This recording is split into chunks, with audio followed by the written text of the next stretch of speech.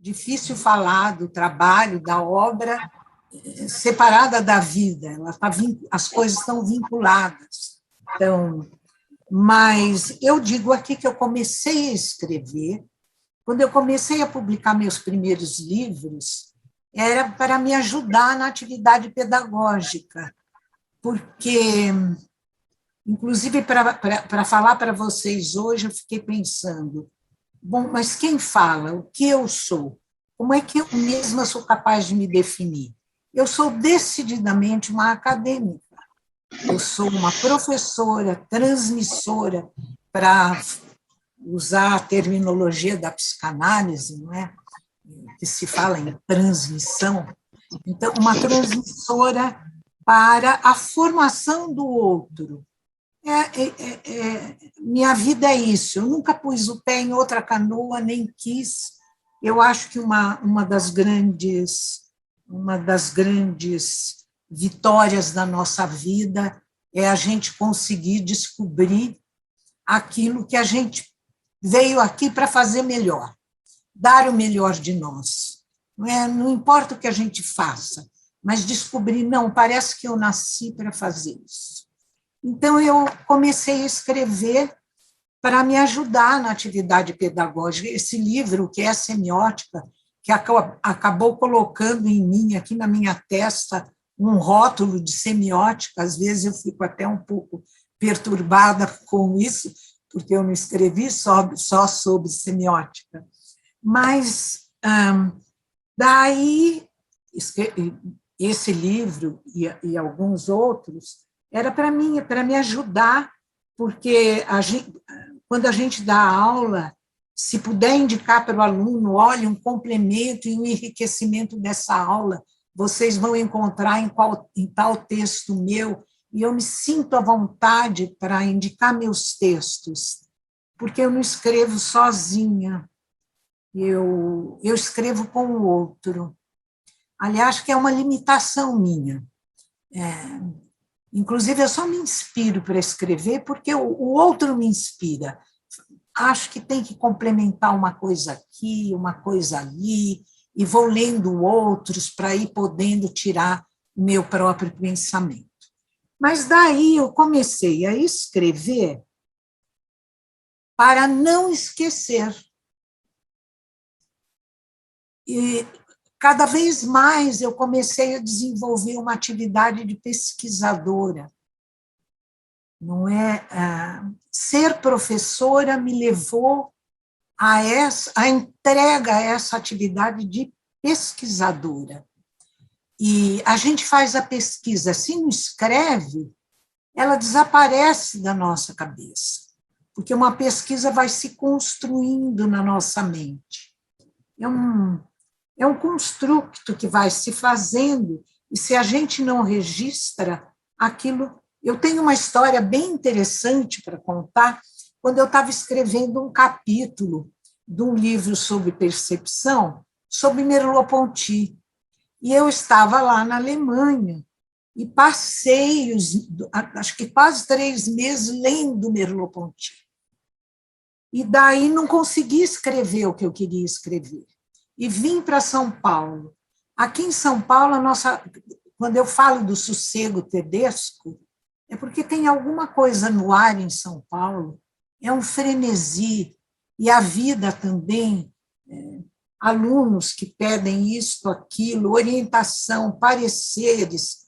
Então, não dá para a gente ter aquela entrega total que é necessária quando a gente escreve alguma coisa. Bom, eu vim para o Brasil e eu pensei, lá eu escrevo esse capítulo, não consegui. Passaram 3, 4 meses. Quando eu voltei, eu não lembrava mais nada. Eu tive que ler Merleau-Ponty inteirinho outra vez, porque eu não lembrava mais o que eu tinha pensado em escrever. Então, eu aprendi que é preciso escrever para para não esquecer. Em terceiro lugar, eu comecei a escrever também para aprender, porque a gente só aprende realmente alguma coisa, não é, daquilo que pesquisou, quando, principalmente que eu levo uma vida solitária, como professora, orientadora de teses, minha vida é solitária, paradoxalmente, eu vivo num parque de diversões de 6.000 livros, que é aqui, esse meu escritório, que se distribui pela casa. Então, porque já disse, não é? Me faz falta o pensamento do outro. Por fim, eu adotei o Borges. De fato, é um momento em que eu me sinto mais, sabe, é para isso que eu nasci. Eu sento e escrevo. Então, eu sento e escrevo. E o ano retrasado, ainda antes da pandemia, eu lancei um livrinho sobre Haroldo de Campos, que a minha é uma homenagem a Haroldo de Campos. Daqui a pouco eu vou começar com um poema, no início de um poema dele, como uma homenagem. E daí, foi lá na Casa das Rosas, e eu apresentei o livro, o conteúdo do livro, e foi a primeira vez que esse meu neto, não é, acho que eu tento compensar com os netos aquilo que, de uma certa forma, eu sinto que faltei com meus filhos, porque eu saía muito. Eu chegava, desde os anos 80, chegava o que era verão aqui, todo mundo ia para a praia, eu ia para o frio dos Estados Unidos, para aquelas bibliotecas maravilhosas, e deixava meus filhos. Então, ele foi nesse lançamento. E aí fizeram perguntas, ele quietinho lá sentado, daí ele me fez a pergunta: vovó, por que você escreve tantos livros? E aí eu disse para ele: é uma forma de felicidade. Como, igualzinho quando eu levo você para jantar comigo, a gente tem esse hábito. A gente sai toda semana para jantar. De uma certa forma, é uma espécie de justificativa que eu quis dar. Por que escrever tanto? Não é? Não tem outro sentido, não tem outra consequência, se não é essa mesmo. Não é é aquilo que me faz bem, de estar comigo, mas não inteiramente comigo, não é? Porque a gente escreve também para o outro, não é, Eugênio? Acabei de ler seu livro, você já está citadíssimo no meu novo livro, que já vai para a editora essa semana, que vai se chamar, o editor adorou, vai se chamar Humanos Hiperhíbridos. Esse por onde começar, ele se torna bastante dificultoso quando se trata da nossa história de vida. E daí eu já cito dois grandes escritores que começaram com este dilema, por onde começar. O Tristram Shandy, do Lawrence Stern, que ele procura onde eu vou começar. E aí ele começa antes de nascer. E, inclusive, o Stern é citado lá no início de Memórias Póstumas, de Brás Cubas, que também decide começar pelos delírios da morte. Bom, eu não vou ser assim tão trágica, mas eu vou começar da minha formação, aonde começou minha formação, mas antes eu quero, como a Zélia Duncan começou com o poema, eu quero começar também com o poema, porque não há nada mais digno do que a poesia. Eu tenho dito, talvez eu tenha razão, até que alguém me prove em contrário, que a poesia é a única que se safa conseguiu se safar das gargantas pantagruélicas do capitalismo. Ninguém compra poesia. A poesia é outra coisa, não é? Por isso que eu digo, não há nada mais digno, não há nada mais digno, só se livrado, não é, do capitalismo, mas eu vou ler uma questão também vinculada ao começo, das galáxias de Haroldo de Campos, e começo aqui, meço aqui este começo, e recomeço, e remeço, e arremesso, e aqui me meço. Quando se vive sob a espécie da viagem, o que importa não é a viagem, mas o começo. Do começo dá. Por isso meço, por isso começo. Escrever 1000 páginas, escrever 1001 páginas para acabar com a escritura, para começar com a escritura, para acabar, começar com a escritura. Por isso recomeço, por isso arremesso, por isso teço. Escrever, sobrescrever, é o futuro do escrever, sobrescrevo, sobrescravo, em 1001 noites, 1001 páginas. E assim vai esta maravilha das galáxias. Bom, minha primeira formação é música. Eu comecei a estudar música com 6 anos de idade. Eu morava numa cidadezinha, meus pais... Eu nasci em Catanduva, viu, Eugênio? Sou do interior também. A Marilena Chauí também nasceu em Catanduva, olha que bom. Eu tenho uma boa companheira. Mas meus pais mudaram de Catanduva quando eu tinha 2 anos e foram para uma cidade que estava começando, não tinha energia elétrica, não tinha saneamento básico. Era assim, eles foram lutar pela vida. Bom, mas eu acho que tudo que eles fizeram, eu vejo assim, para mim, na minha vida, isso é maravilhoso. Não tenho problema nenhum, não guardo problema nenhum de novela familiar com meu pai e minha mãe. Não tenho. Inclusive, eu fico quando eu vejo pessoas assim, não é? Ai, minha mãe, isso, aquilo. Não, foi uma grande companheira, inclusive foi uma das grandes dores da minha vida, perdê-la tão cedo. Mas, para eles, a educação dos filhos era tudo. Tanto é que, na minha geração, que era uma geração em que as mulheres estavam começando a fazer faculdade, minha mãe conseguiu o desprendimento, eu tinha 17 anos, de me mandar morar sozinha em São Paulo, que na minha geração era uma coisa muito, muito rara. Foi um desprendimento mesmo em prol. Acho que minha vida também justifica um pouco o sonho da minha mãe. Bom, mas, enfim, para a educação das filhas e das moças, precisava saber música, precisava saber tocar piano, não é aquela velha geração.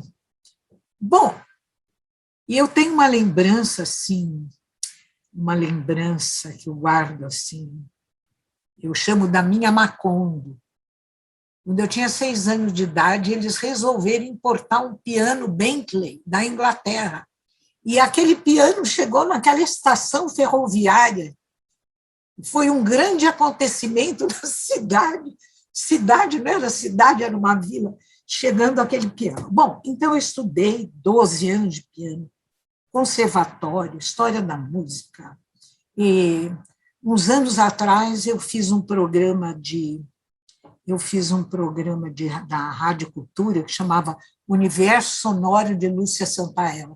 E eu comecei o programa da seguinte maneira: 12 anos de piano, conservatório, história da música, porque depois a gente voltou para Catanduva, exatamente por causa da nossa educação, e aí eu comecei o programa assim, porque me senti muito modesta, Universo Sonoro de Lúcia Santaella. Bom, aí eu falei, 12 anos, 18 anos, 6 anos de violão, 3 de canto, 10 de dança, fracassei em tudo.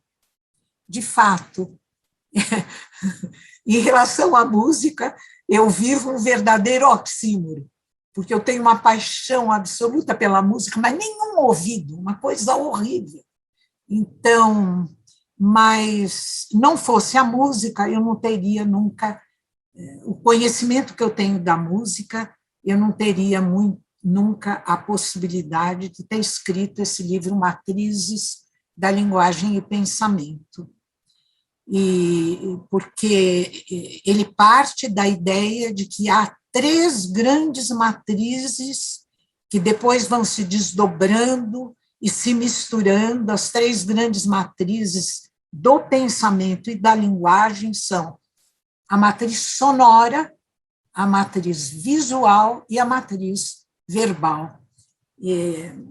Bom, o livro, eu considero, eu levei 27 anos para desenvolver essas ideias, eu provavelmente não terei mais condições de escrever um livro de tal porte.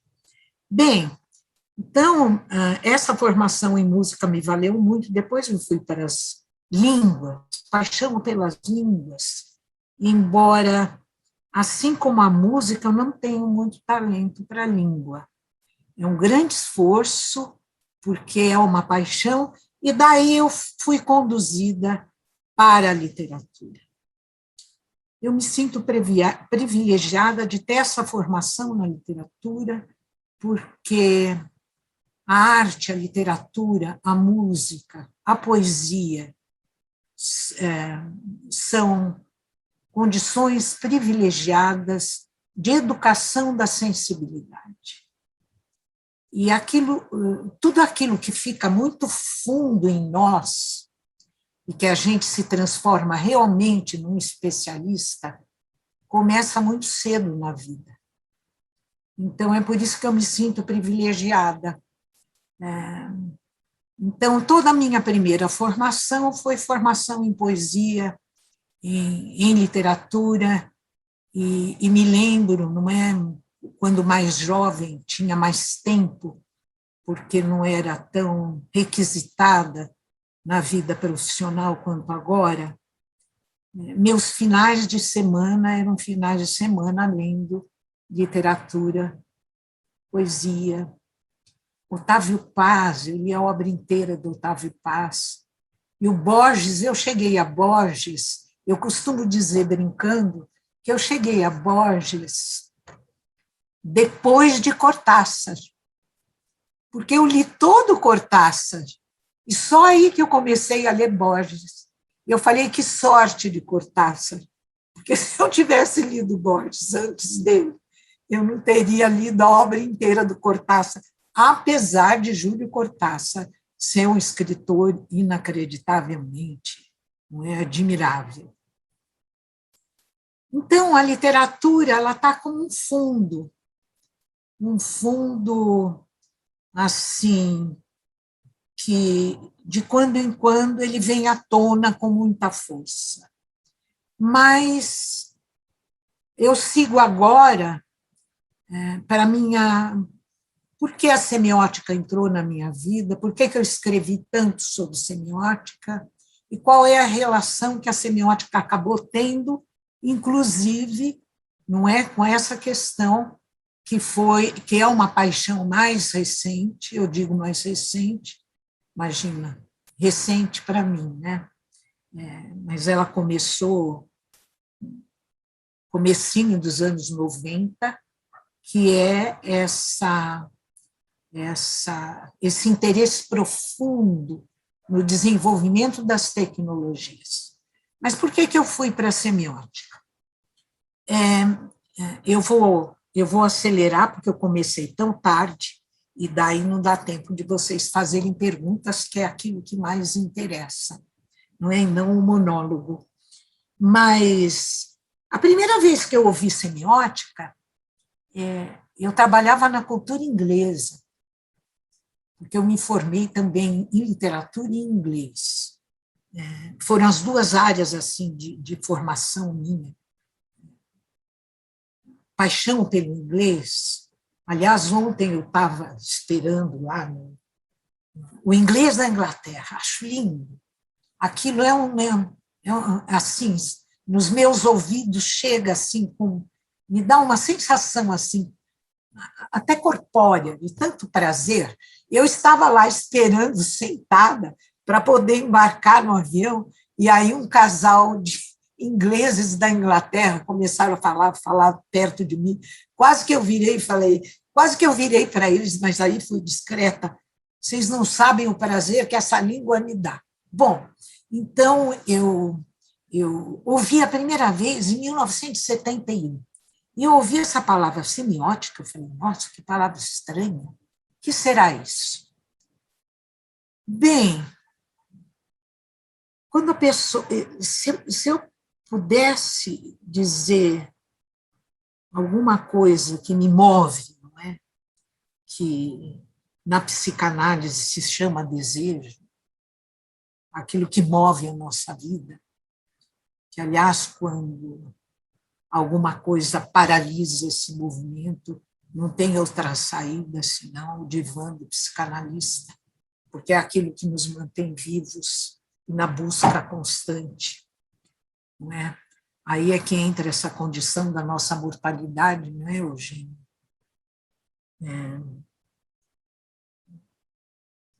É o desejo que nos mantém vivos, porque, como diz Heidegger, o ser humano é um ser para a morte. E Lacan vai mais fundo ainda, tem um trecho do Lacan que ele diz, aí é maravilhoso esse trecho do Lacan, não é todo mundo que entende esse trecho, que ele diz assim, o que ganhamos ao nascer? A morte. Então, cada instante que passa da vida, aliás, toda a minha leitura da fotografia vai nesse viés. É a fotografia que acordou para nós este mal-estar de inconscientemente se dar conta de cada minuto que passa, está grávido de... Cada minuto da vida que passa está grávido de morte. Porque a fotografia ela vive, não é, esse paradoxo de capturar um instante que passa e não volta mais, porque o preço que nós pagamos pela vida é a irreversibilidade. Essa é a grande diferença entre as leis mecânicas e as leis orgânicas. O organismo, a vida é irreversível, ela não volta. Então, o desejo é isso. O desejo, mas aqui eu quero lembrar Borges também, que eu escrevi ontem para o Eugênio, elogiando o livro dele. Eu amei a última parte, a quarta parte é maravilhosa. Tem várias citações, inclusive, nesse meu texto que eu estou escrevendo sobre os gêmeos algorítmicos. Mas o Borges diz assim, a vida é muito pobre para não ser também eterna. Não é lindo isso? De fato, nós, seres humanos, temos ainda a possibilidade da experiência de assim, de flashes, centelhas de eternidade, e que está muito ligada a essa semiótica que eu pratico. Então, falando um pouco da semiótica, eu me apaixonei pela semiótica, mas pela semiótica peirciana, não é a semiótica do discurso. É uma semiótica filosófica, com base na fenomenologia. Então, é nessa fenomenologia que eu encontro, do Peirce, de Charles Sanders Peirce, me tornei uma especialista em Peirce.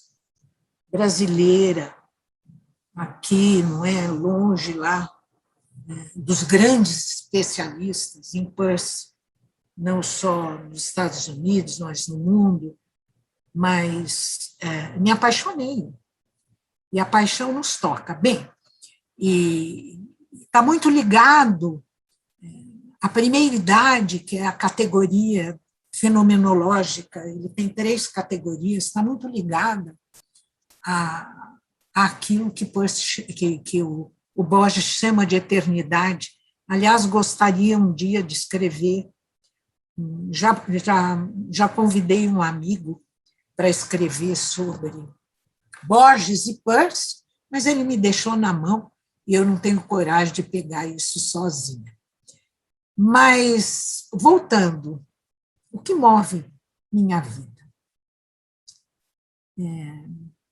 Não há nada mais difícil na vida do que envelhecer, entre as coisas difíceis. E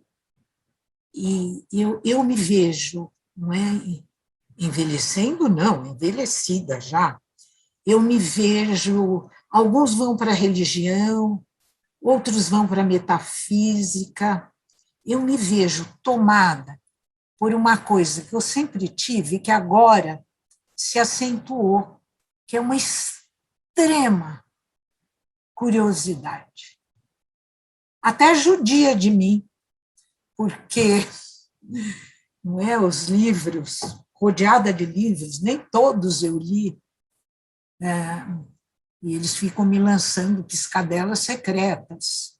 Quando é que você vai me pegar? Bom, então, a semiótica nasceu dessa curiosidade.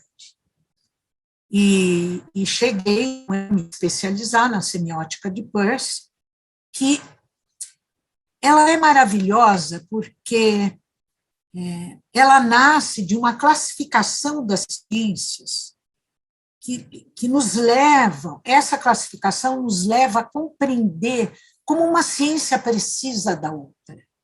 Como as ciências que a gente chama de básicas, que ele chamava de teoréticas, fornecem princípios para as ciências aplicadas, mas, ao mesmo tempo, como as ciências aplicadas, elas fornecem dados que, muitas vezes, provocam revoluções na própria ciência básica. Então, elas se retroalimentam.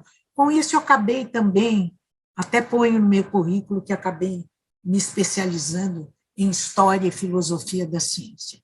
Então,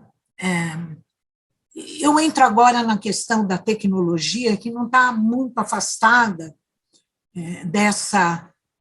desses cruzamentos, não é? Dessas transversalidades que vão ocorrendo quando a gente não fica aprisionado dentro de uma mesma área de conhecimento.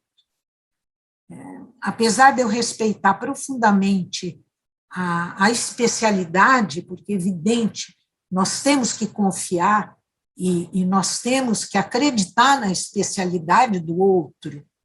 Isso é uma qualidade admirável.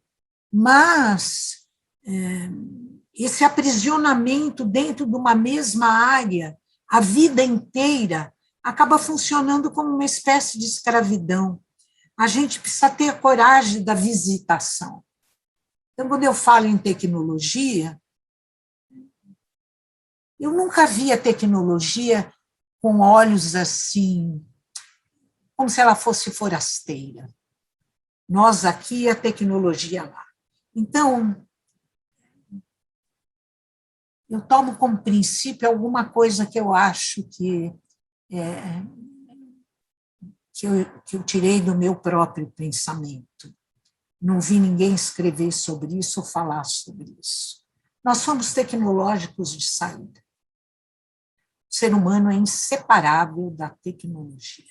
E eu não estou falando da descoberta do fogo, eu não estou falando da invenção da roda e outras invenções.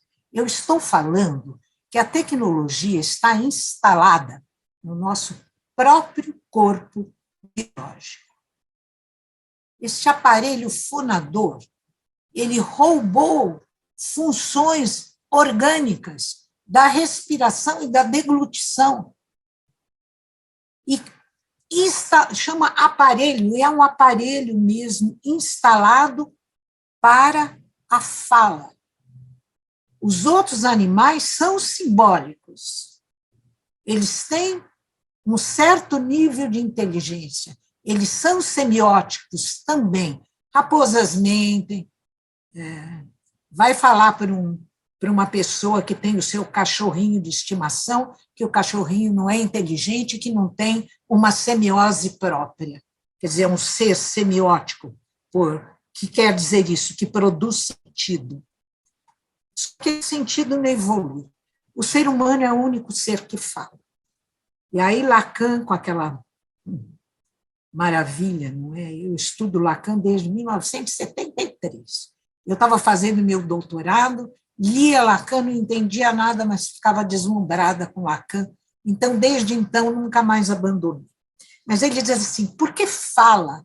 Falta ser. Então, eu acho que quando Lacan falou isso, ele abandonou Heidegger. Eu nunca via a tecnologia como forasteira. Por outro lado, tem uma outra ideia também que eu desenvolvi ao longo do tempo, que a tecnologia é uma extensão cognitiva do ser humano. Isso veio da leitura, não é? Das minhas leituras do Sagan, porque desde a escrita, desde a invenção da escrita, o ser humano fala, mas a fala é efêmera.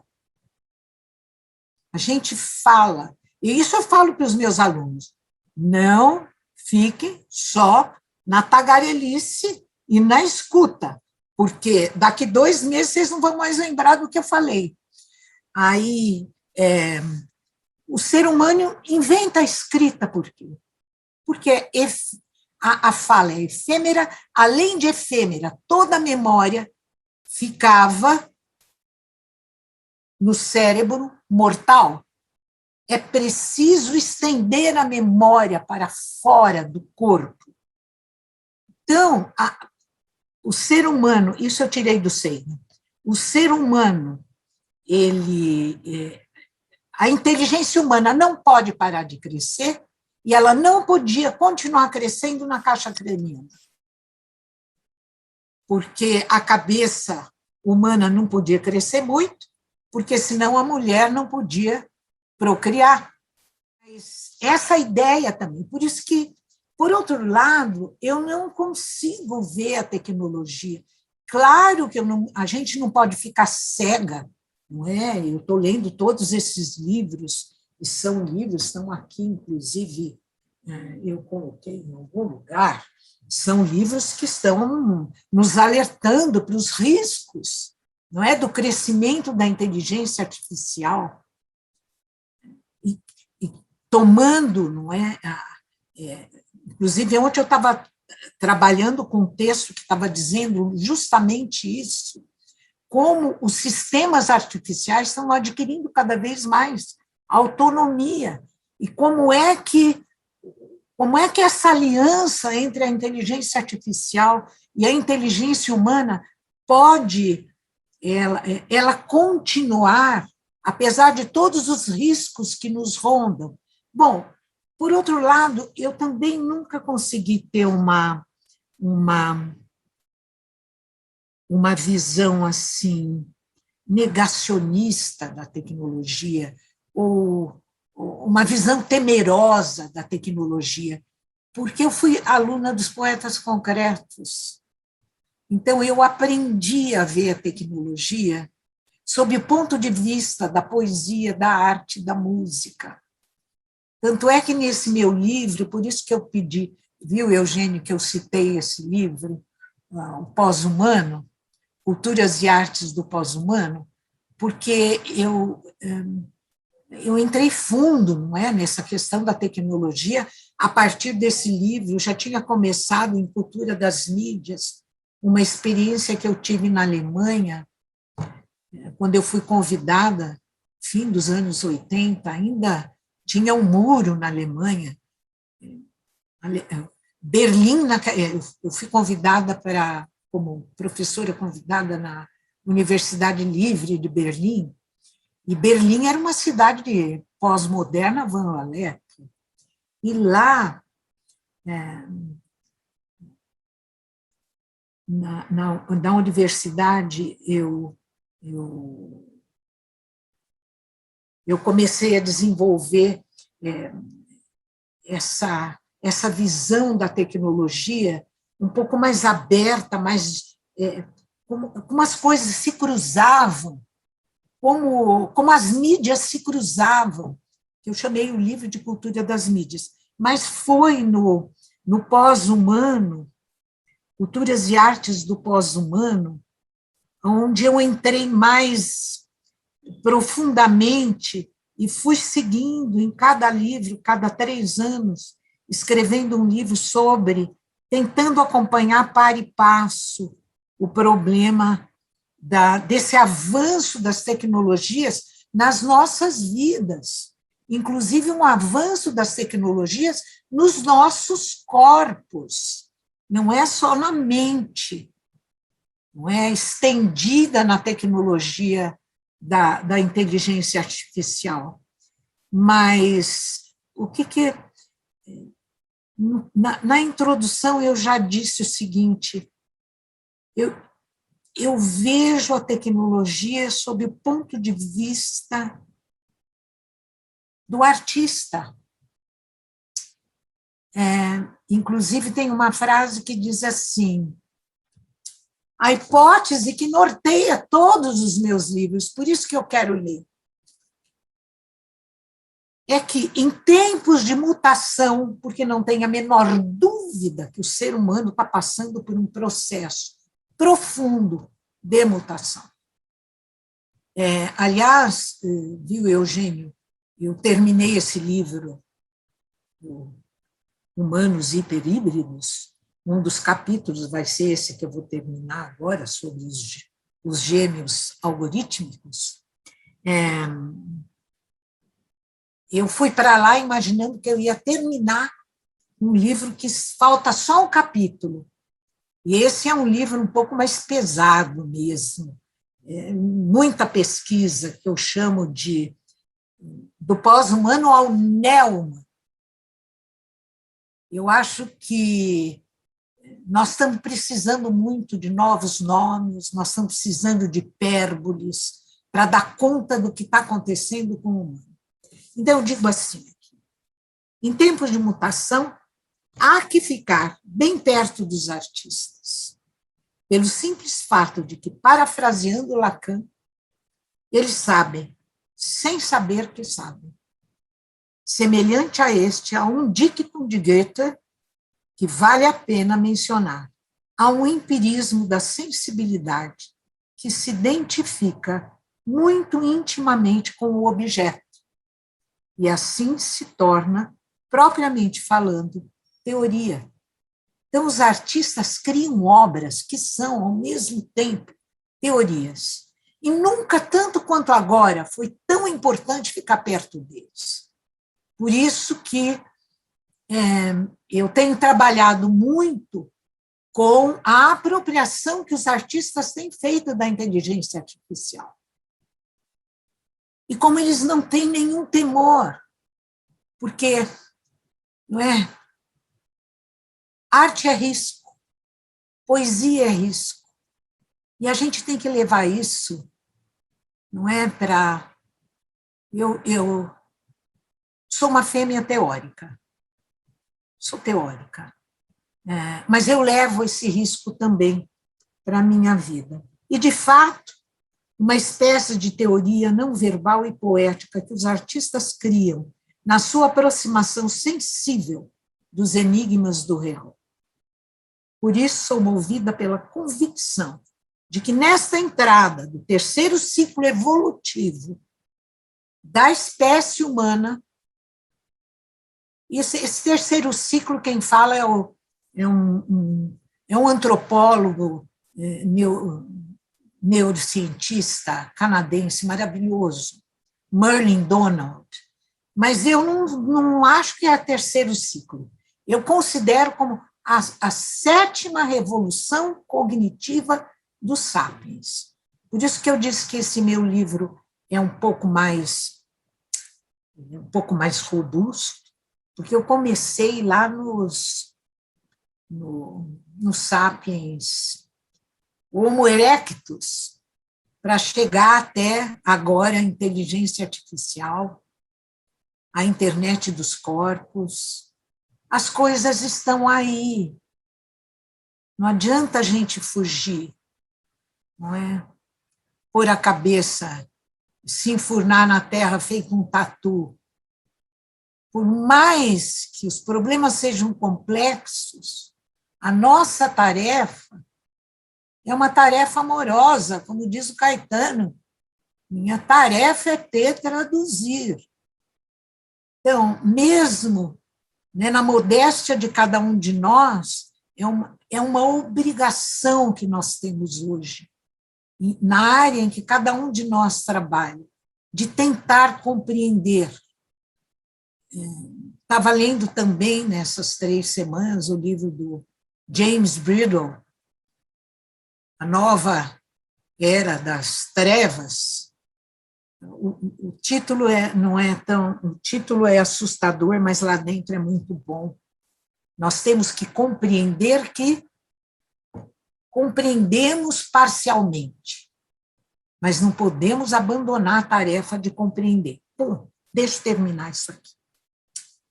Será precinto que são os artistas que estão criando uma nova imagem do ser humano, no vórtice de suas atuais transformações.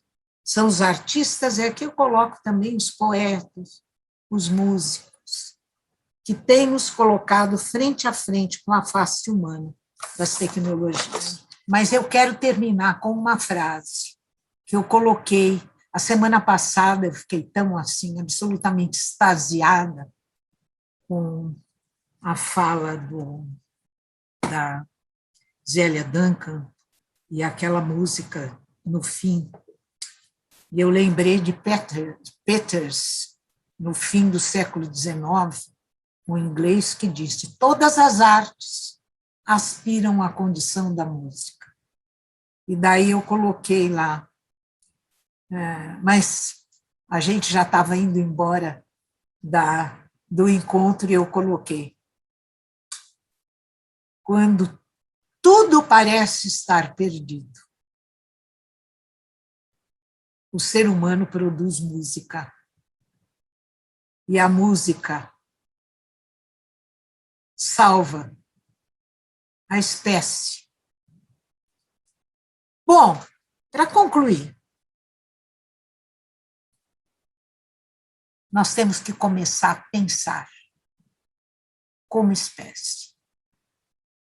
É a nossa espécie que está em questão, é a espécie humana.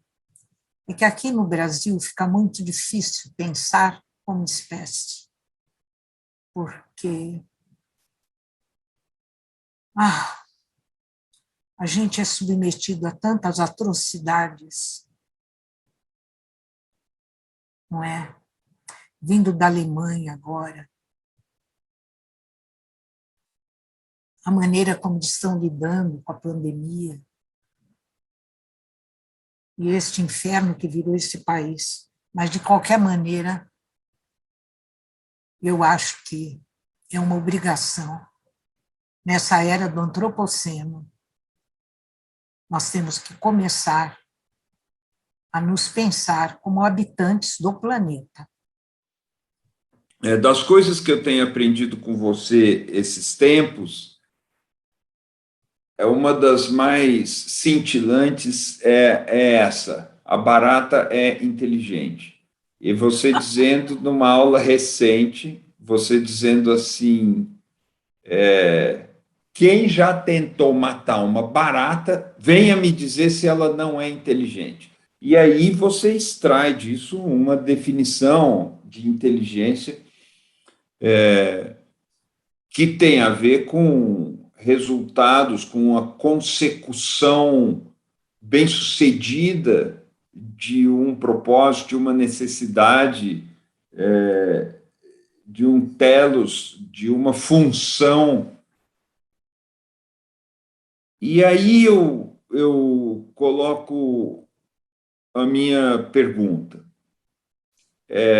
Essa inteligência que, então, segundo Sagan, teria crescido para além da caixa craniana, ela ultrapassará o humano? Teria sentido uma hipótese de que algo dessa atividade inteligente, que jamais teria brotado se não estivesse antes incubada no humano como corpo e no humano como sociedade, como civilização, como cultura, poderá ultrapassar o próprio humano? E aí eu trago uma visão que é não temerosa, mas é desconfiada da tecnologia, porque a tecnologia não é a questão talvez seja as relações de propriedade que amarram a tecnologia.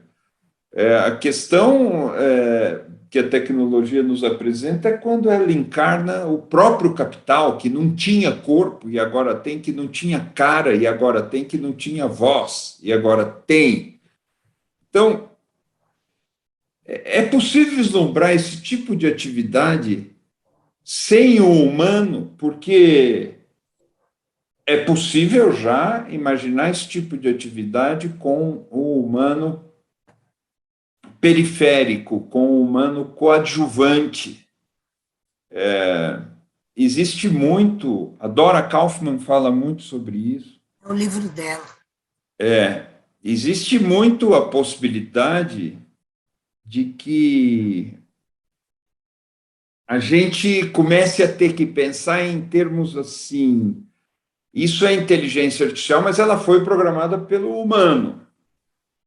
E é uma questão que o humano resolve, então não é uma questão da inteligência artificial, porque no programa, ou na concepção, ou na fundação das balizas de funcionamento dessa inteligência, etc, etc.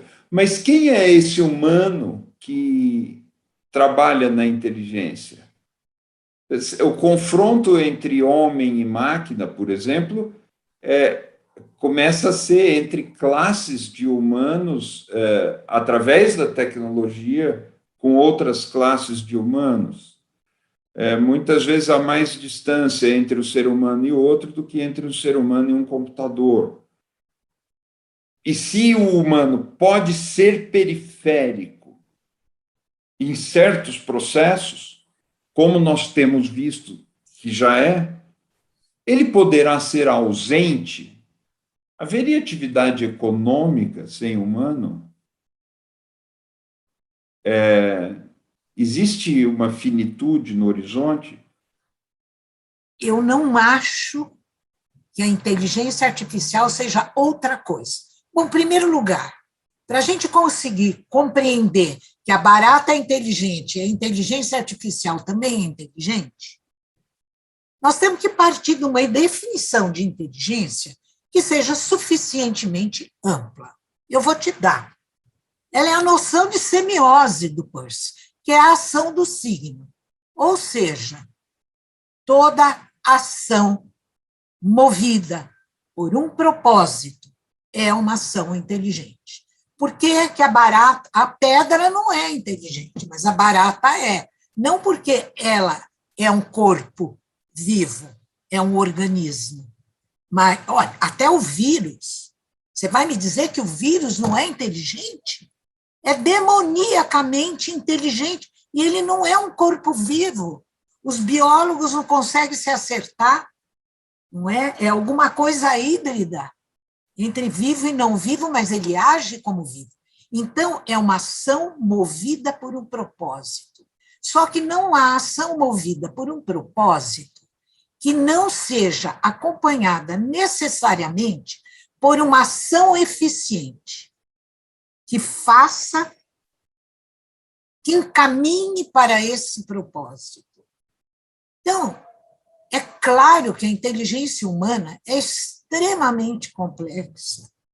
O que o ser humano é capaz de fazer com a sua inteligência e com a sua desinteligência também são múltiplas facetas, é multiplamente determinado.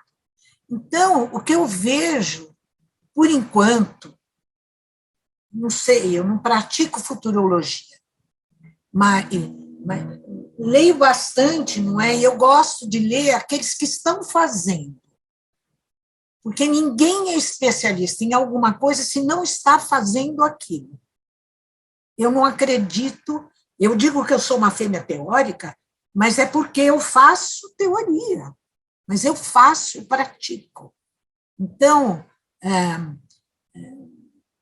a inteligência artificial, ela veio, não é por acaso. Bom, primeiro que já começou a se desenvolver desde os anos 50 do século passado.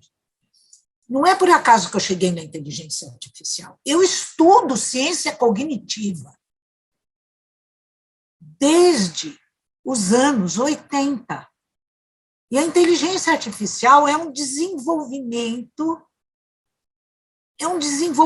que tinha que caminhar por aí, dado, se a gente acompanha o que aconteceu com a ciência cognitiva nesses 70, não é? 70 anos, 70.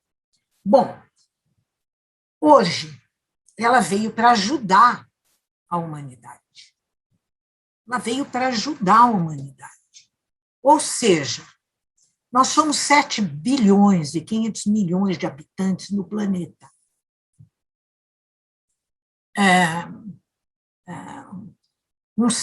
Seres humanos individuais não dão mais conta de tudo que precisa ser resolvido para que as pessoas permaneçam vivas neste planeta.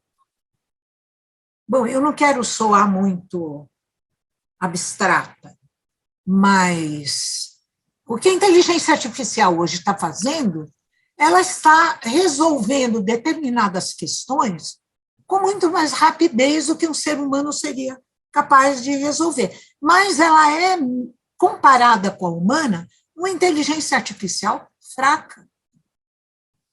Olha, aquele livro lá, que é um compêndio que eu li inteiro, daqueles que fazem, né?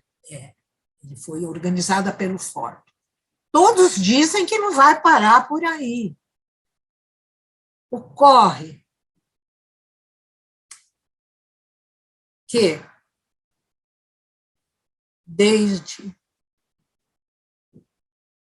o início do capitalismo, as sociedades humanas estão na dependência deste sistema que não poderia ser mais absolutamente nefasto.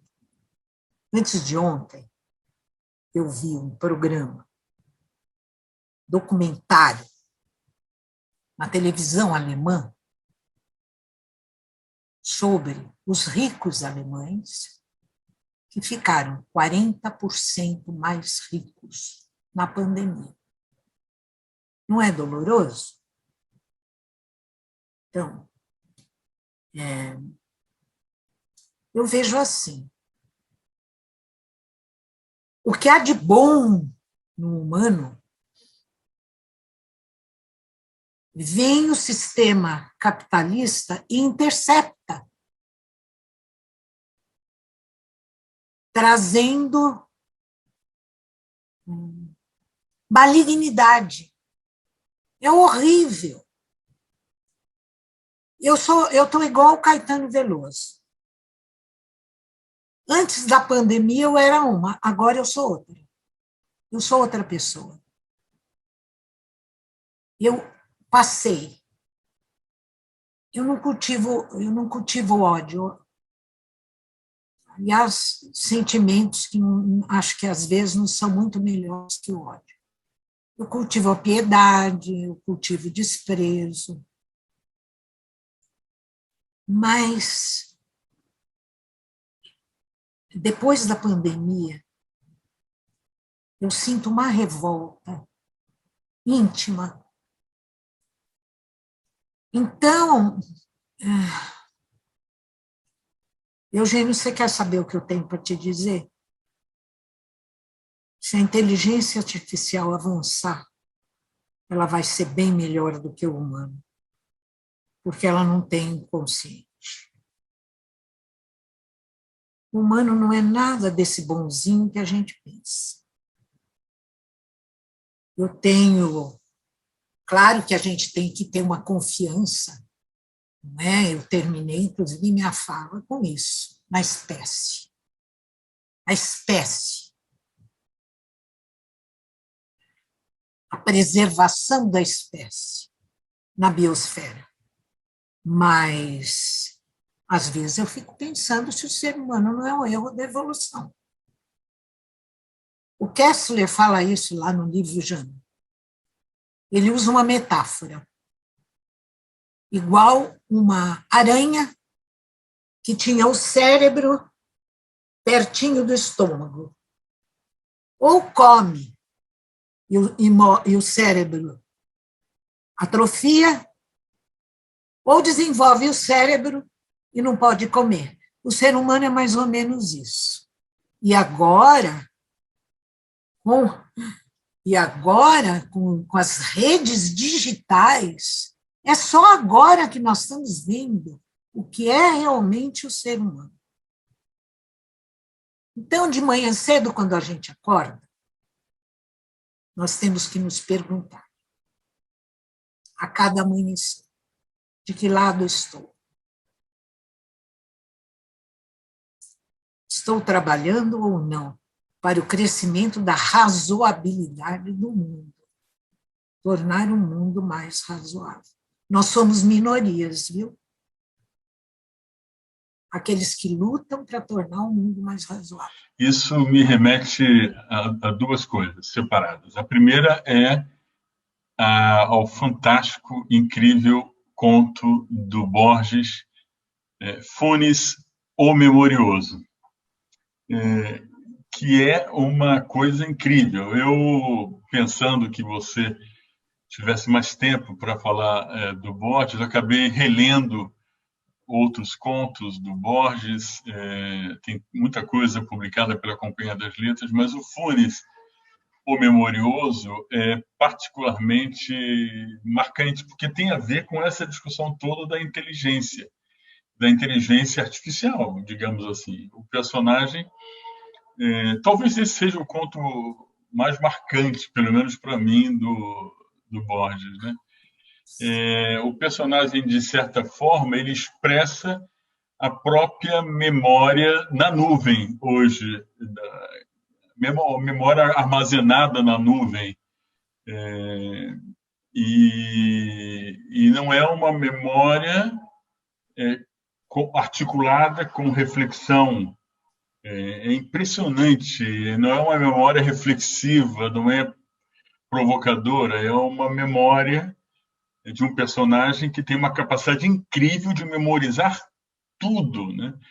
Tudo, coisas inclusive que ele já viu e que ele vai ver de novo, e ele consegue distinguir os momentos em que ele viu aquele objeto, aquela coisa, aquela paisagem. Isso me remeteu à discussão toda dessa memória armazenada na nuvem, que tem a ver com essa discussão toda dessas novas tecnologias na economia digital. Então, eu queria que você refletisse um pouco, se você também viu esse diálogo no Funes, o Memorioso, essa relação com a inteligência artificial. Essa é a primeira pergunta. E a outra é essa coisa da poesia que você mencionou, que me mexe particularmente, porque eu cada vez mais, à medida que a idade vai avançando, eu procuro olhar para as coisas, mesmo coisas que eu já vi, mas eu tento olhar para essas coisas como se eu estivesse olhando pela primeira vez para aquela coisa. E eu acho que isso aí é uma coisa que tem me feito muito bem para lidar com a vida e com a compreensão das coisas, um pouco de poesia, né? E aí me lembra a frase famosa do Rainer Maria Rilke, que ele diz que se a própria existência cotidiana lhe parece pobre, não a culpe, culpe a si mesmo por não ser o bastante poeta para dela extrair as suas riquezas. E essa coisa de ser bastante poeta no mundo de hoje, eu acho que está se tornando cada vez mais imprescindível para a gente lidar com toda essa doideira que nesse mundo, nessa revolução toda que a gente está assistindo. Bem, são esses os pontos que eu queria te passar. Obrigado. Funes El Memorioso é uma previsão de futuro, antes de tudo. Então, eu vejo sobre dois aspectos. Porque, evidentemente, eu li Funes El Memorioso antes das redes terem explodido, o Google. Então, sob esse aspecto, Funes El Memorioso seria a memória de todas as memórias. Que ele é a memória de todas as memórias, que ele condensa numa uma espécie, não é uma espécie de alegoria. Aquela pessoa que jamais esqueceria nada. E olha, está muito ligado. E acabei de escrever nesse livro agora, acabei de escrever sobre isso. Algum tempo atrás, eu li do Martim Barbeiro, que acabou de falecer, infelizmente, uma grande cabeça. Ele foi, não é, no momento importante, um grande revolucionário da visão da comunicação, mas ele tem uma frase maravilhosa: nós vivemos, ao mesmo tempo, o boom da memória e a amnésia. O boom da memória hoje está no Google, está na nuvem. E a nossa cabeça está ficando cada vez mais amnésica. Porque você tem isso aqui, eu não guardo mais nenhum número de telefone. Nada. Eu não. Quer dizer, e no computador, hoje a gente confia. Para que eu vou agora guardar na minha cabeça? Então, a nossa memória vai ficando profundamente seletiva. Mas olha que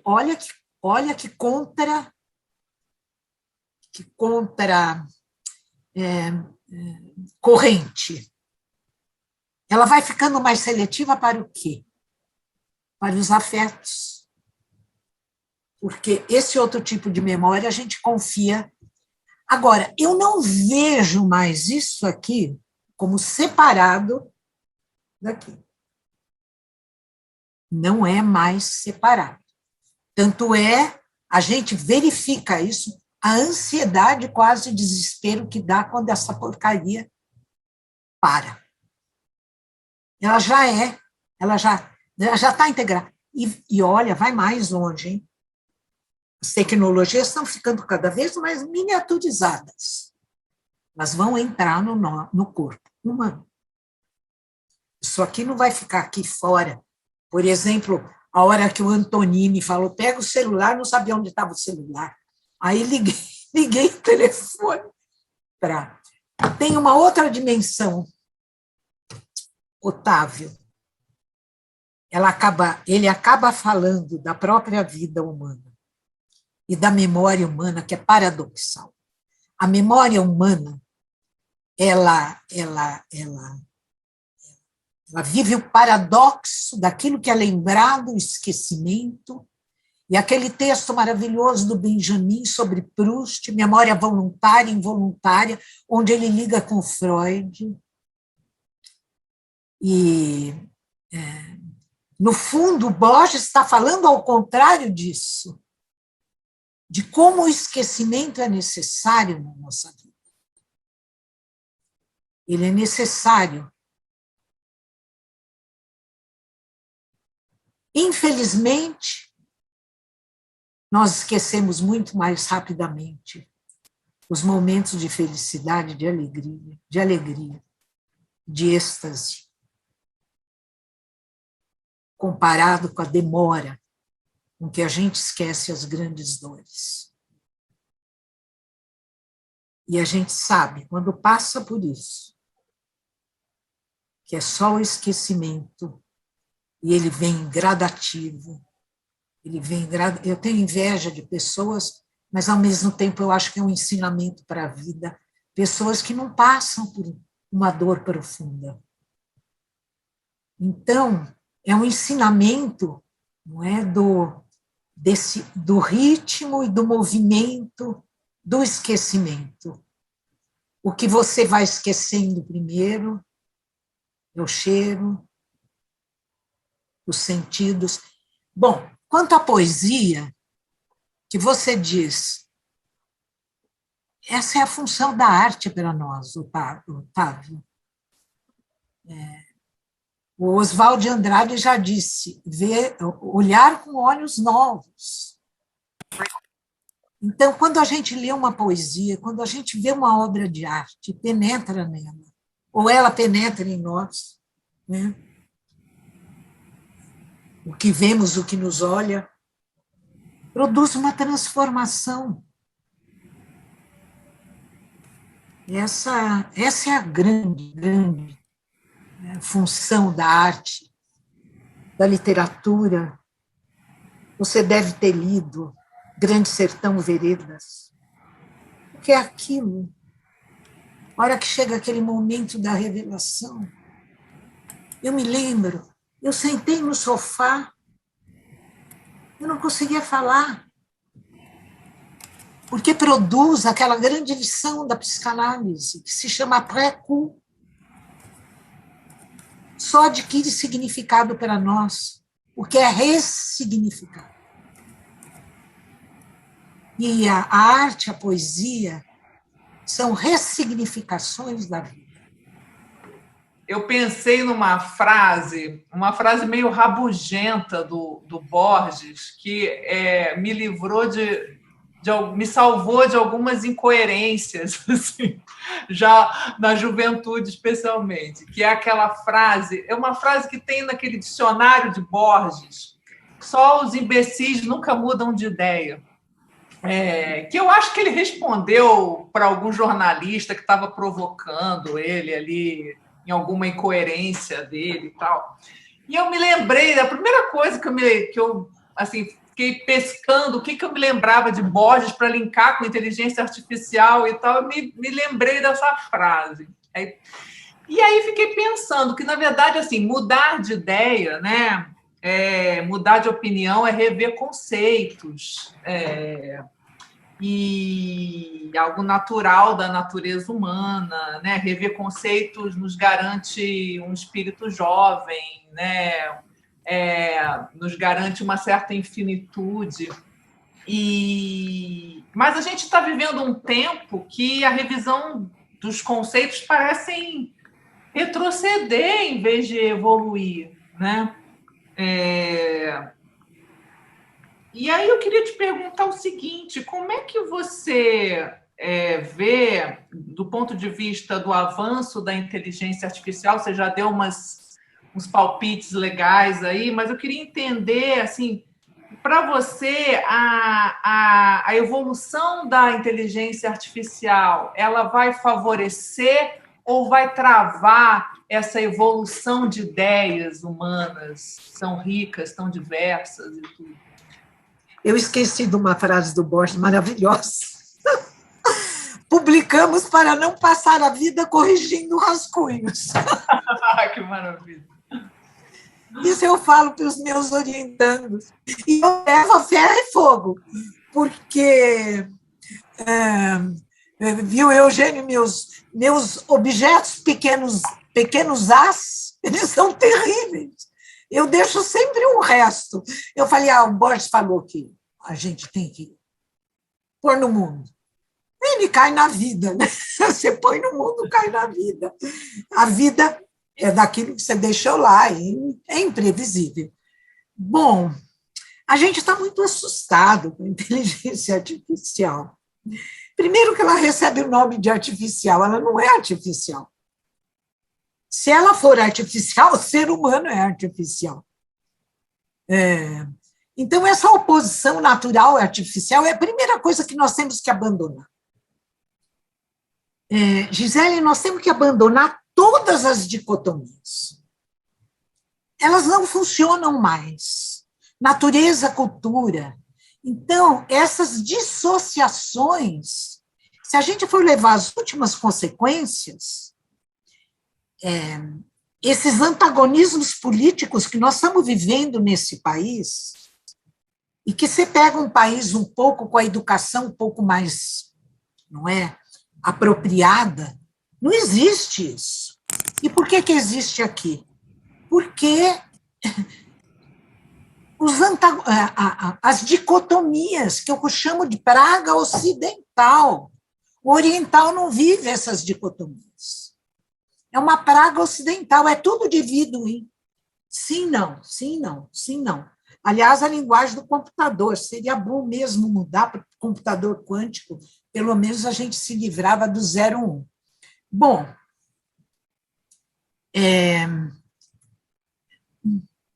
eu não vejo, eu não consigo ver.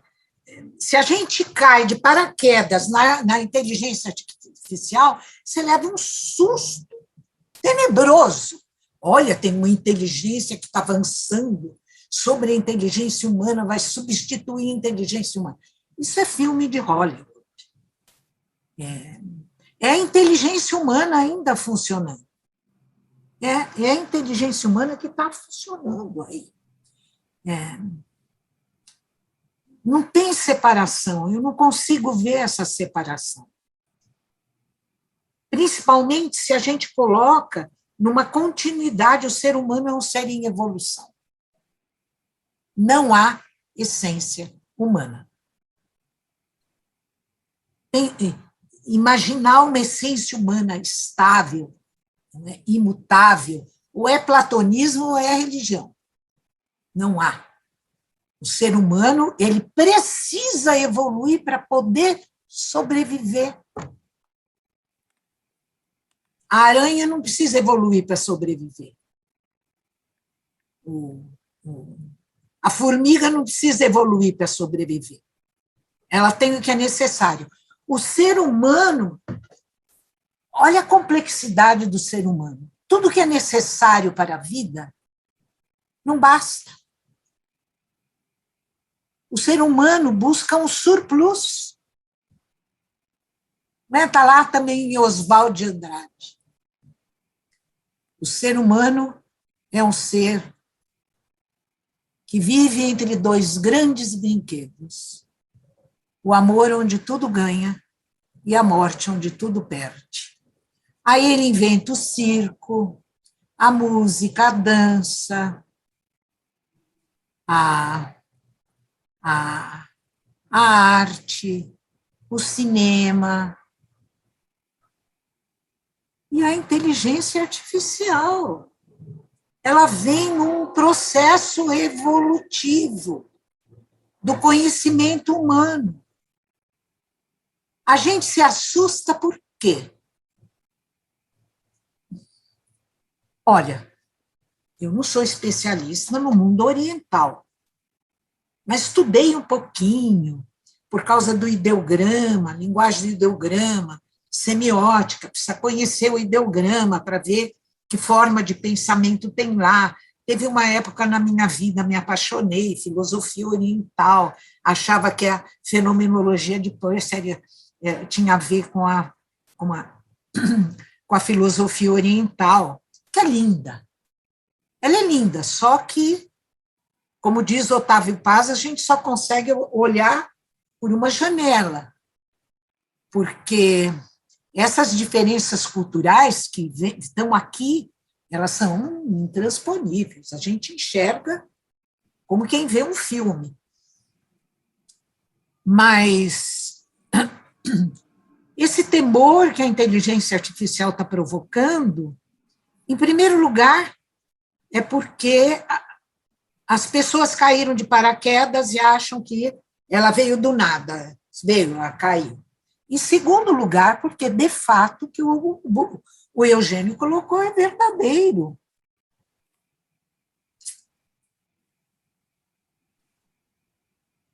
Quem se apropria das grandes invenções humanas? Correndo. Isso que as empresas hoje chamam de transformação digital. É o capitalismo. Onde tem algum sinal, não é, de extrair lucro, está lá, correndo. Então, infelizmente, eu vou te dizer, a educação fica sempre para trás. Sempre atrás. Ela é conservadora.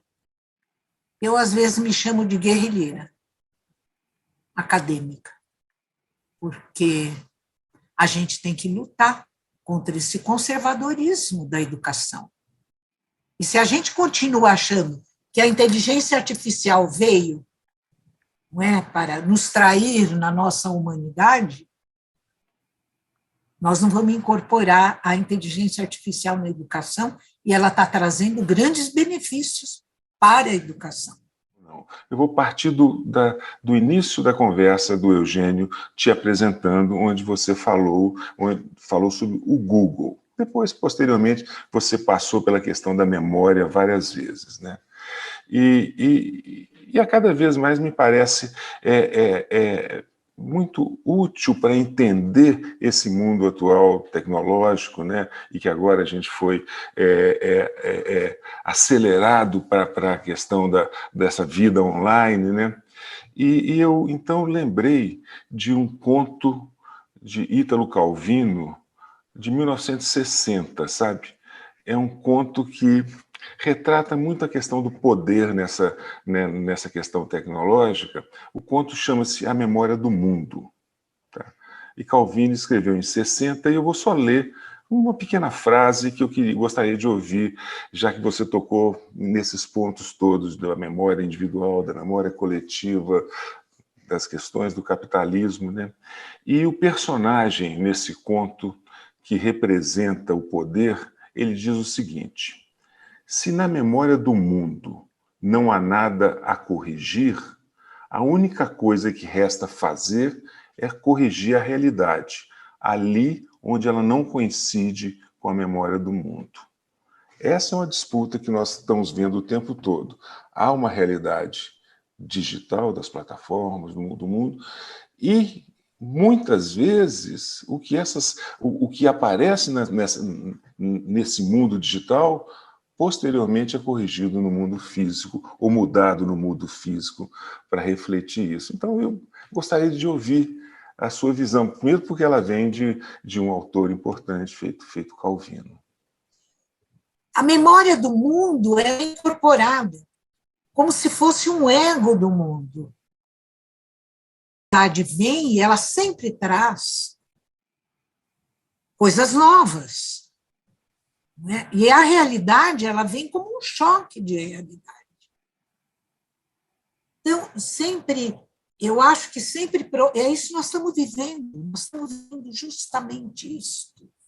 Quando a Gisele, né, colocou a questão, nós temos que reinventar as palavras. Elas não estão mais dando conta do que está acontecendo. Então, a gente fica usando palavras antigas, ou mudando palavras, mas usando ideias antigas. Eu vejo isso do Calvino, teria que ler, eu li esse texto, mas faz muito tempo. Como essa ideia mesmo, não é, do choque entre o passado incorporado e aquilo que vem como um presente e que ele não é imediatamente incorporado nisso que a gente traz como memória do mundo. A nossa memória do mundo ainda não incorporou o que está acontecendo não apenas com a inteligência artificial, é uma entre outras coisas.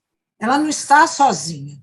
Ela nos assusta porque ela parece estar roubando aquilo que o ser humano considera como ser especificamente dele, a inteligência, que não é.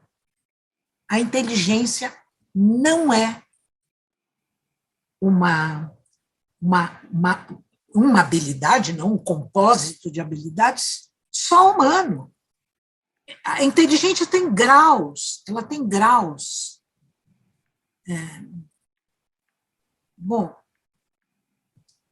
a semiótica, o Peirce desenvolveu a semiótica porque a paixão dele era a seguinte: entender como a inteligência cresce, não necessariamente a humana. E ele chega a dizer uma coisa estranhíssima, mesmo, não é? Que a perversidade humana lhe conduza ao seu próprio desaparecimento, outras formas de inteligência vão surgir. Porque a inteligência é como a vida. Ela vai ocupando todos os espaços disponíveis. Então, eu não sei se eu consegui responder. Eu vejo assim. Por isso que, tem livros, não é, que esse nome, Choque do Futuro. Tudo que aparece como novo, aparece sempre com uma certa brutalidade, que é a brutalidade do real. Bom, então a minha pergunta é sobre a linguagem, né? Porque a linguagem da tecnologia, eu nunca fui da área de tecnologia, como vocês sabem, mas a linguagem, a maneira como os seres humanos se comunicam com as máquinas, com a tecnologia, sempre foi a matemática, é a matemática, né? E, de repente, a inteligência artificial ela está estimulando o uso de termos que sempre foram do universo humano, né? E os dois mais utilizados é a inteligência e o aprendizado. Eu já tinha, lá na cátedra lá do Eugênio, nós já tivemos um pouco essa conversa, você questionando o uso específico da inteligência, né, só para o universo humano. Mas, assim, diversas definições que eu já vi sobre inteligência, está sempre, pelo menos do que eu vi, está associada à capacidade de alcançar objetivos próprios, né? Isso seria uma do rol de definições de inteligência, o que, no caso dos modelos de IA, eles não têm objetivos próprios. E o aprendizado também está relacionado ao fato de que, quando eu aprendo uma nova habilidade, eu sou capaz de aplicar aquela habilidade em novos contextos, que também não é o caso desses modelos de IA, né, que eles são bem restritos. Então, a minha pergunta para você é por onde é que nós devemos ir? Redefinir conteúdos de termos humanos tradicionais ou inventar novas palavras? O que a gente faz com essa limitação da linguagem hoje? Que assim, quando eu estou dando aula, várias vezes eu falo, pessoal, entre aspas, porque não é um termo bem apropriado para o que eu quero dizer. Como é que a gente sai desse impasse, sei lá, dessa situação? Eu concordo com você que a terminologia inteligência artificial é ruim. O artificial é ruim. Primeiro, porque já cria em nós a ideia de que é um artifício que está fora de nós e que nós estamos aqui, a inteligência artificial ali. Não. Nós estamos aqui, as redes ali. Não. Nós estamos aqui, o Google ali. Não. O Arlindo Machado fala, vamos acabar com essa história de achar que as mídias são uma outra coisa, como se fossem as estrelas no firmamento, um buraco negro para o físico. Não. Nós estamos aí. O ser humano está aí, em tudo isso. Não está separado. Então, agora as redes digitais já mostraram que não está separado. Olha lá, é o ser humano que está emergindo, né, na sua verdadeira natureza. Complexa, opositiva, conflitiva, Thanatos e Eros guerreando. Bom, enfim.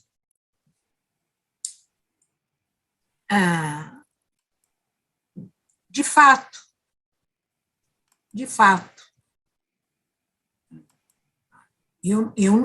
você conhece melhor as operações por dentro do que eu. Mas você não pode negar que tenha aprendizagem. Dá para negar?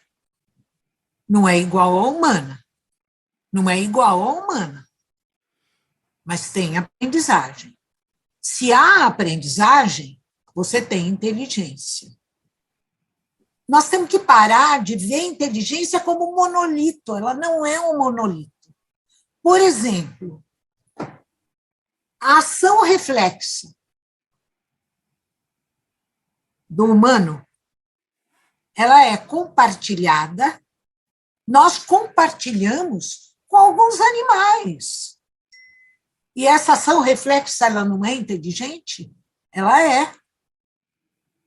Existe todo um aparato sensório-motor, não é, do sistema nervoso central, que está preparado para reagir daquela determinada maneira, dado um determinado estímulo. Não que eu seja behaviorista, que eu não sou. Não sou behaviorista. Apesar de que o behaviorismo tem suas qualidades também.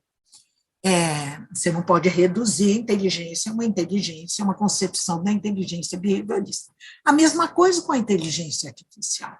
Eu não vejo nenhum problema dela estar utilizando palavras que a gente utiliza no mundo humano. Agora, artificial, eu sou completamente contra. Eu preferiria o nome inteligência aumentada. Inteligência aumentada. E não artificial. Porque a artificial vem bater nessa tecla infernal das dicotomias. Eu sou uma guerrilheira contra a dicotomia. Eu sinto o cheiro da dicotomia.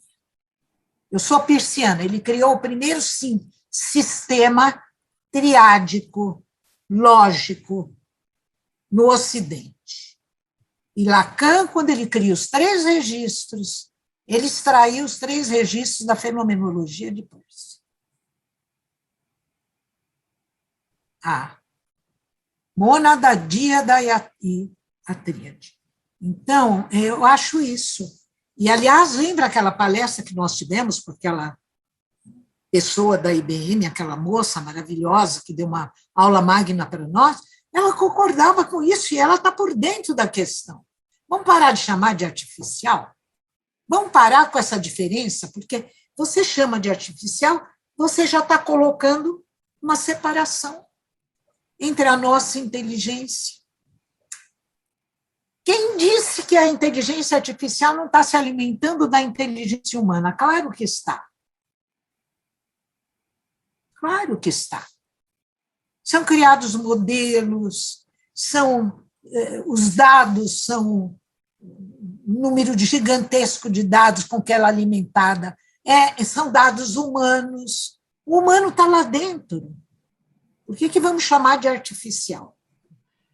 Bom, eu concordo muito também com essa sua crítica à tecnofobia, né? Essa ideia de que, a inteligência artificial pode crescer, extrapolar o humano e se voltar contra nós. Eu não acho que isso vai acontecer, porque você está certo em dizer que ela é humana, né? A própria cibernética, originalmente, ela sempre se baseou no pressuposto de que há uma camada cognitiva do humano que é compartilhada com animais e com máquinas, né? O próprio livro do Wiener, Cibernética, o subtítulo é Comunicação e Controle no Animal e na Máquina, né? Nem é no humano e na máquina. Então, isso ainda, né, a gente supõe que essas tecnologias hoje ainda carregam e são muito baseadas nesse pressuposto de um possível alinhamento, né, de capacidades cognitivas.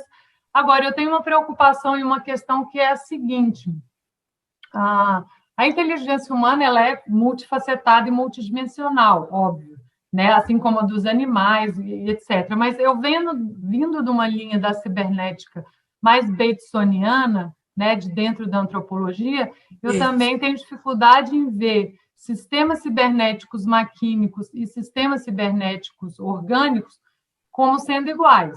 né? Os orgânicos, eles têm isso que o Maturana chamou de autopoiese, eles são autopoéticos, e as máquinas não. Mas, não obstante, em algum nível, eles se alinham, porque eles têm propósito, eles têm essa capacidade de aprendizado, etc. Então, será que a gente poderia pensar hoje, uma questão polêmica, eu não sei bem como pensar com relação a isso, tá?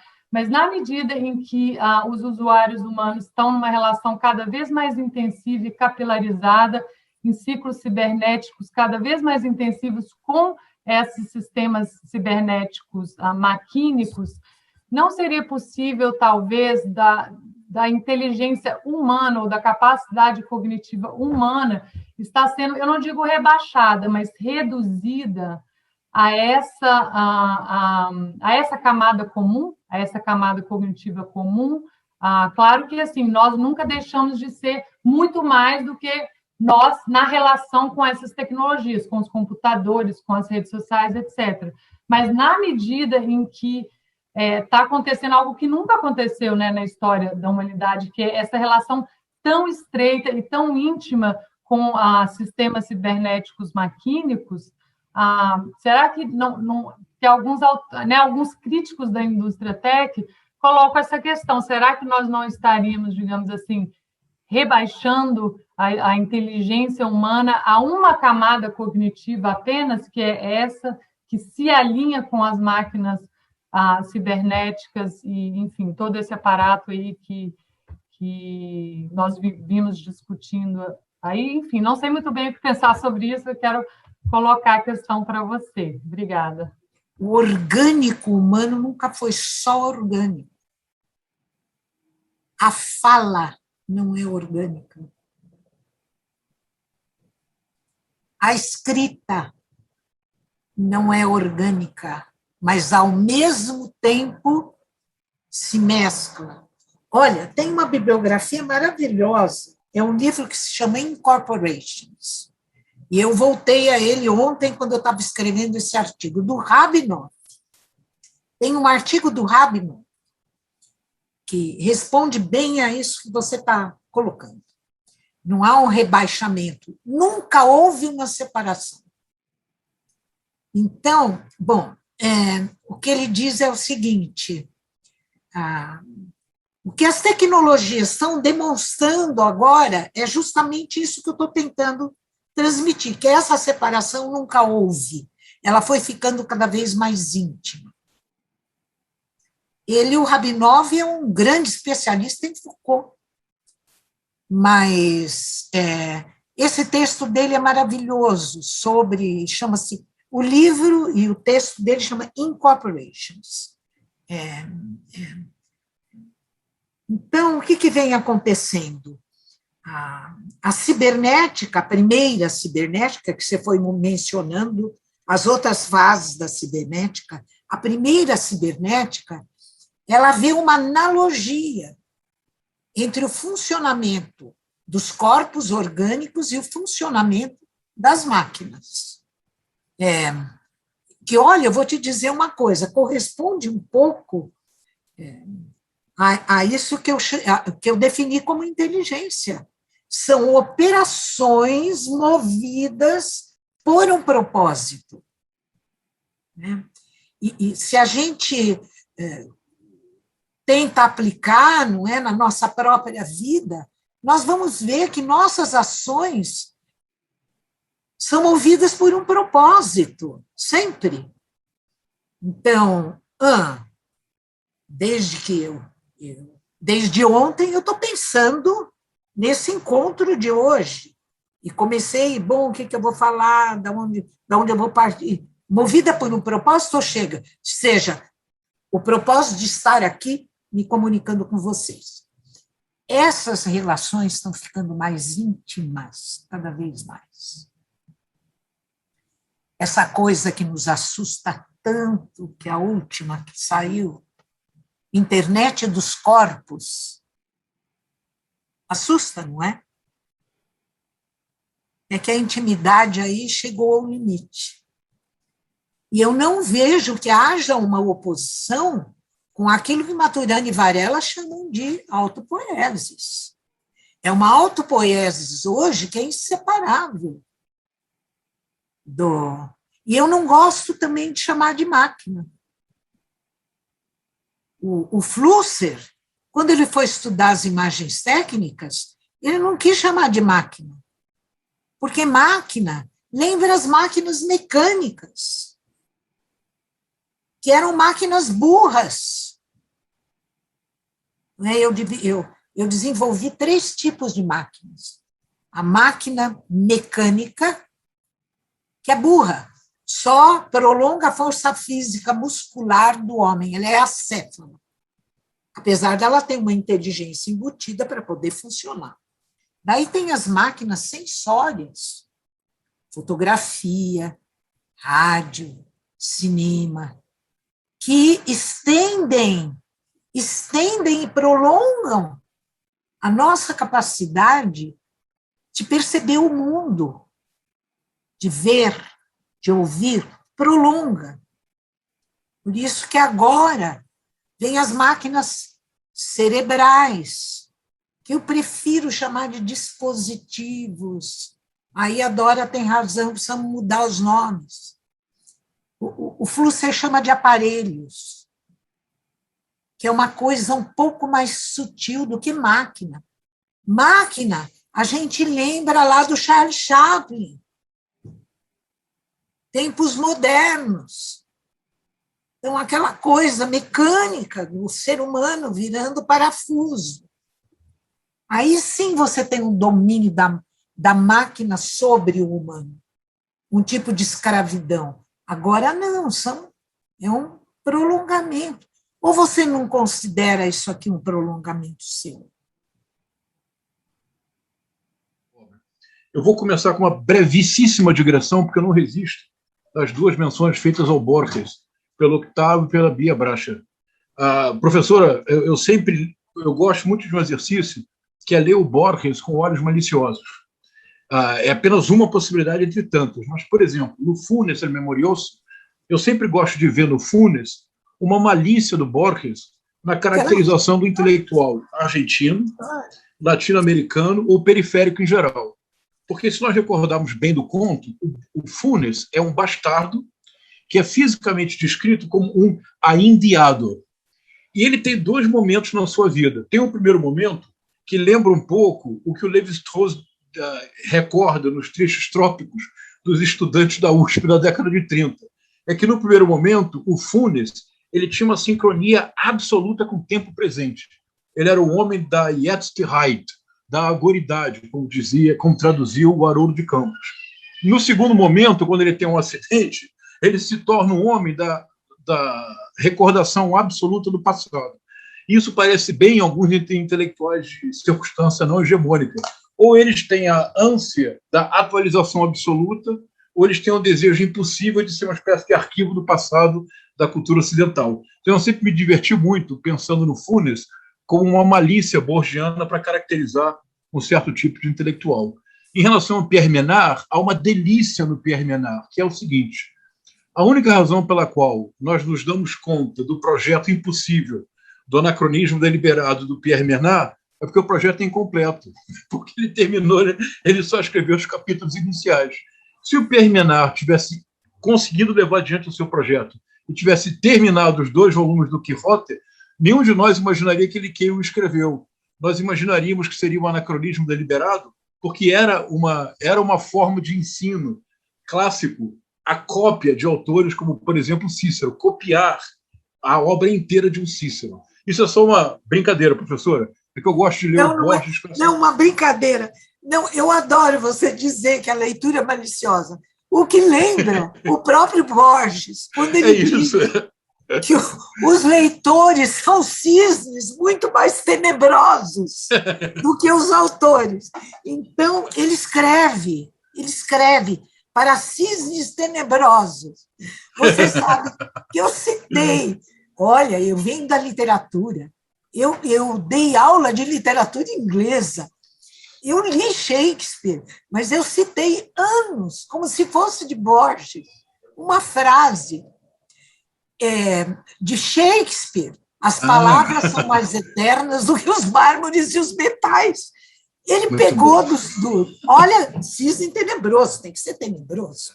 Porque ele pegou do Shakespeare, não contou para ninguém, mas aí, se você é um bom leitor, não Claro. é? Então, e por outro lado, tem contos do Borges, Tlon, Uquibar, Obstércios, Isso. e você só resolve o problema do conto, o leitor só resolve numa nota de rodapé.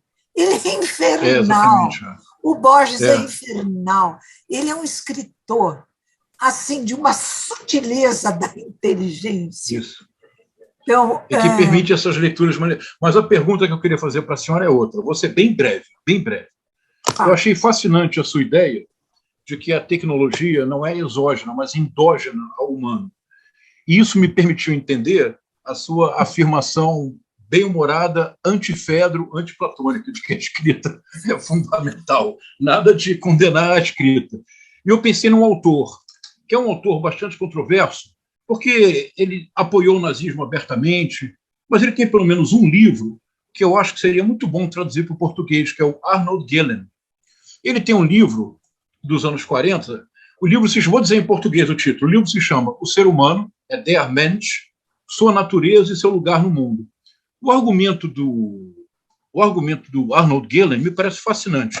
Muito sinteticamente, ele diz que o homem, biologicamente, o Homo sapiens, sobretudo o Homo sapiens, biologicamente, ele é deficiente.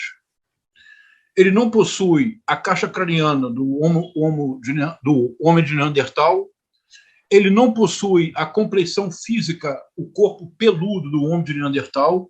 Por isso, o Homo sapiens, ele, para sobreviver, então ele diz, então, o conceito dele que é fundamental é o seguinte: o Homo sapiens, ele é fundamentalmente inespecífico, ao passo que os animais geralmente se definem por uma especificidade.